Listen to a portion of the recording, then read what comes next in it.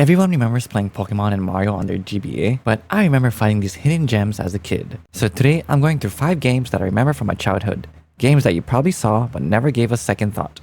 And honestly, they deserve more love and recognition. First up, Super Dodgeball Advance. It's basically Dodgeball, but to the death. Yeah, I'm not kidding. What the heck? My man just got killed. Rest in peace. So imagine regular Dodgeball, but with superpowers, combos, and special abilities to literally launch someone into space. Oh my! He flew away from the map!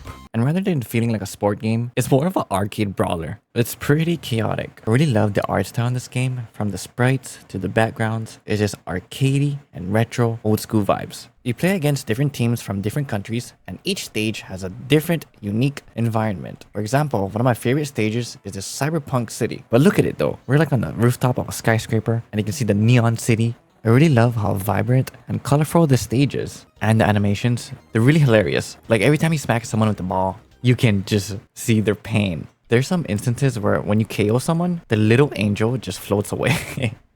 Rest in peace. And sometimes you can even just knock them off the map and send them out to space, and they just come crashing back. And there are little details like your teammate waving at you to pass the ball to him. There's some really cool special moves or like trick shots. Like, check out the ball. It's moving randomly and it's gonna choose an opponent. Okay, check out this special attack. The dodgeball turns into a meteor. Bro, like what? What in tarnation? This is one of those games where you can just turn off your brain and enjoy yourself. Whether it's for a quick session or a longer play, you're bound to have a good time. Definitely recommend. The next game on the list is The Sims 2. The Sims 2 was everywhere back in the day, PC, Gamecube, and even PS2. But the Game Boy Advance version, it's a completely different game, almost like a secret experiment that was done on the Game Boy Advance. Instead of a free sandbox, this version puts you in a story-driven adventure. You're starring in a TV show with episodes and objectives to complete, but it's not fully linear. You can still roam around, talk to characters, do minigames, and explore at your own pace before moving the story forward. And let's not forget, you can even customize your own house. You actually control your sim directly. It's not the classic point and click where you just tell them what to do. It feels almost like a tiny adventure game, but with that Sims twist. You still have to take care of all the usual sim stuff, you know, like eat, sleep, shower, and taking a dump. And this game feels weird in the best way though. You run into aliens, robots, and even Bigfoot. The interactions between the NPCs are interesting. Remember Simlish? That's exactly what every conversation sounds like.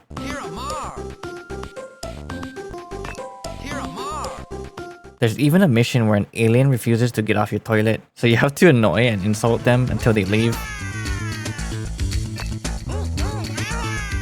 As a kid, I remember that vividly, and that was hilarious. You can chat, compliment, intimidate, or insult other Sims to build or ruin their relationships. The whole game is framed like a reality TV show. Your sim gets hired by this billionaire named Daddy Big Bucks to star in a series of episodes. Each one has tasks to finish, secrets to find, and at the end, critics literally give you a rating based on your performance, which is your gameplay. What does that mean? She's questioning me. I did good. Episodes are replayable, so if you miss certain objectives or hidden secrets, you can go back and try again, and even aim for a higher episode rating. And doing well actually matters because after each episode, you earn rating points and money that you can spend on things like new social moves when you interact with NPCs, decorations, or even upgrades that carry over into the next episode. There are also the minigames. I remember playing these as a kid. It's known as commercial breaks. For example, you've got a cursed drink mascot chasing you while you try not to spill soda. Oh no, he's gonna eat me.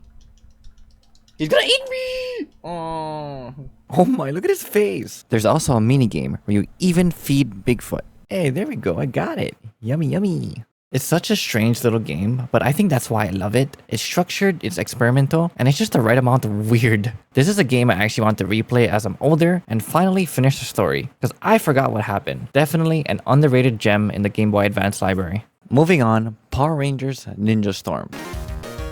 Oh, the music gets me so hyped even after all these years. You get to pick one of the 6 Rangers, Wind, Thunder, and Samurai. I've always picked the Blue Ranger because blue is my favorite color, and depending on who you pick, your special attacks and even the Megazord used at the end of the levels can change, which gives this game some replay value. This is basically a side-scrolling beat-em-up game. You run through levels, punch everything in sight, and use your ranger powers, and even fight bosses at the end. The sprites look so good for a GBA game, the animations, enemy variety, and even the backgrounds holds up really well. As for saving your progress, this is more of an old school style. There's no normal save file. Instead, you get a 3-letter password after each level. I remember as a kid, I would write those codes down on scraps of paper so I could come back to it later. And if you lose that code, you have to replay that level all the way from the beginning again. Some of the stages really keep you on your toes. You've got enemies coming from both sides, platforming hazards, and I even found myself getting cornered sometimes. And at one point in my gameplay, I was struggling and my HP was really low. It's not brutally hard, but it's just enough that the game is somewhat challenging rather than just breezing through it.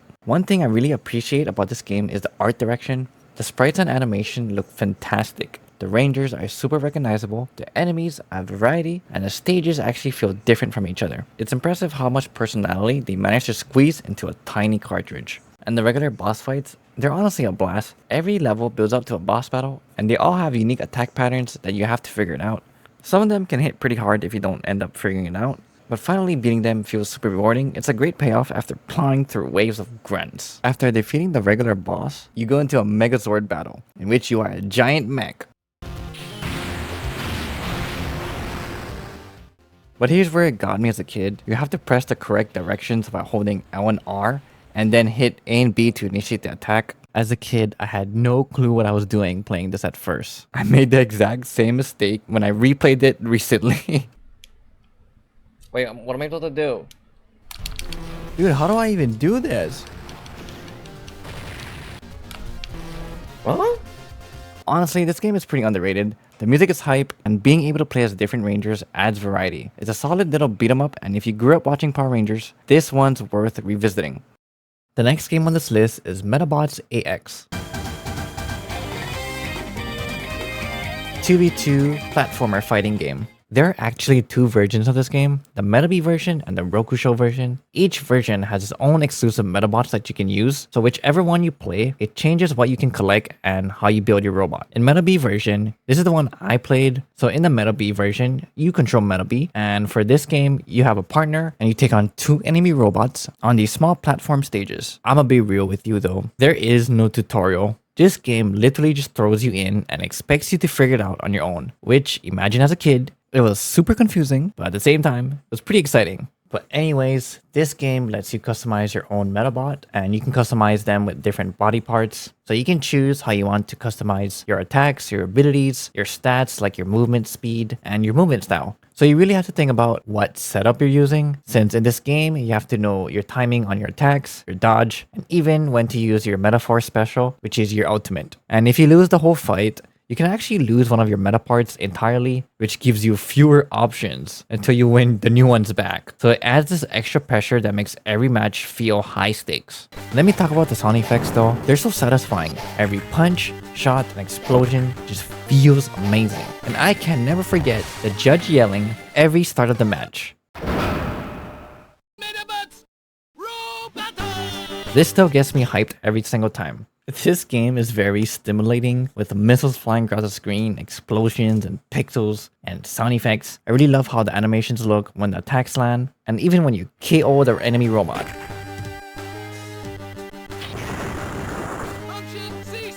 Once you get the rhythm down and start building your robot just right, it just feels so good to dominate and completely wreck the enemy robots. Okay, this game can get overwhelming though, because all your Medabots body parts have their own HP, and when they take enough damage, they break. For example, if your arms break, you lose the ability tied to them, so no more melee or range attacks depending on which arm you equipped, or if your legs break, your Medabot slows down, your speed is debuffed, and your dodging gets weaker. It's subtle, but you'll feel it on different stages depending on the platform. And if you or your partner's head breaks,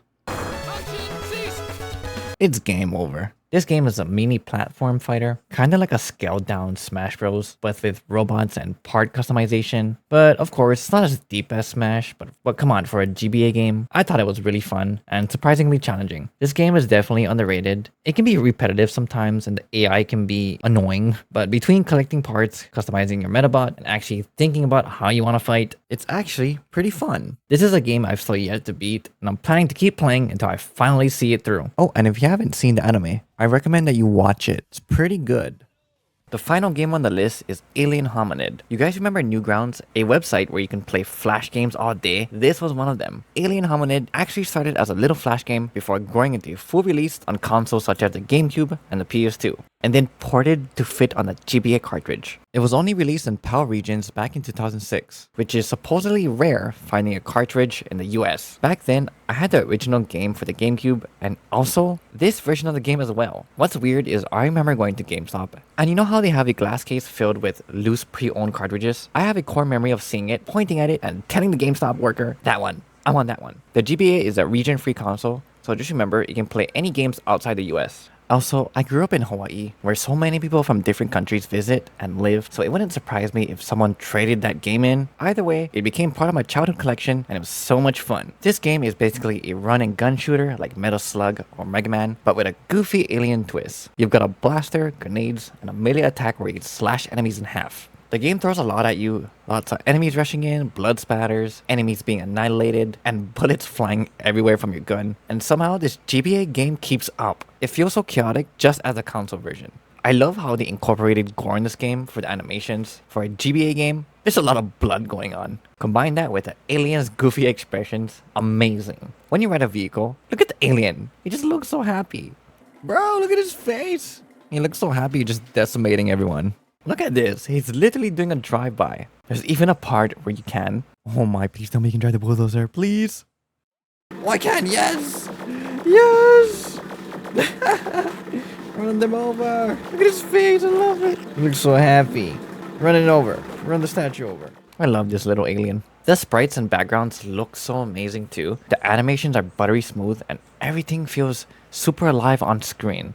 I can't get enough of the art style from Newgrounds, because I was a big fan of Castle Crashers if you remember that. I'm not gonna spoil too much here, but the boss fights in this game, the art, the attack animations are so cool. The designs are crazy. The screen fills with chaos and it feels epic every time. This game is exactly like the GameCube version that I grew up with. The GBA port is shockingly faithful. It's like a mini version of that console game. The pacing, the chaos, the humor, all here. Playing it now instantly just takes me back to those days. Because this was a PAL only game, I'm pretty sure a lot of people in the US missed out. And of course now with retro gaming on the rise with popularity, loose copies are getting kind of pricey. So if you still have yours, you're sitting on a little collector's gem. I feel like Alien Hominid doesn't get talked about enough. It deserves way more love than it gets, especially since a lot of us in the US never even saw the GBA version because, again, this was PAL only. Alien Hominid on GBA is seriously underrated. The fact that they crammed so much chaos, animation, and personality into a tiny handheld cartridge